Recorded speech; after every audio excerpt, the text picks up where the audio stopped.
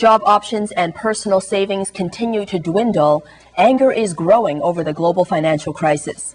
Today across Europe, tens of thousands of people protested ahead of the upcoming G20 meeting in London. Tom Parry went out on the streets and found that those protests are just the beginning. On London's streets, a G20 welcome party. World leaders don't arrive until next week, but today a preview of what's in store when they get here. Tens of thousands of people with a long list of demands.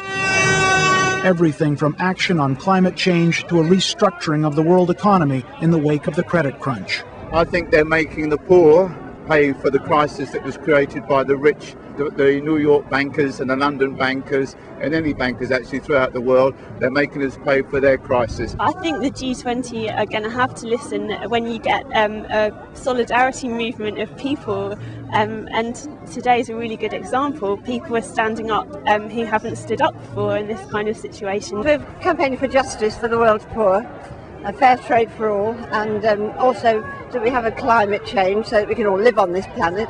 This is the first of many protests planned around the G20 meeting. All kinds of groups with all kinds of messages are here trying to get the world leaders to listen. And it's not just in London. There were protests in other European cities. In Paris, demonstrators called for an end to tax shelters for the rich. In Berlin, protesters scuffled with police. In London, security was tight. Anyone who police thought might cause trouble was kept under a close watch. But protesters say this march was not about confrontation. That's not a very productive way. I can understand people are angry, but we want change. We don't just want to vent anger.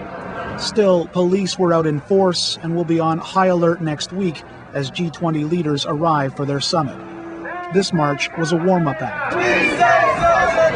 More protests are planned for next week with themes like Storm the Banks and G20 Meltdown. This city and the G20 leaders it's hosting could be in for quite a week. Tom Parry, CBC News.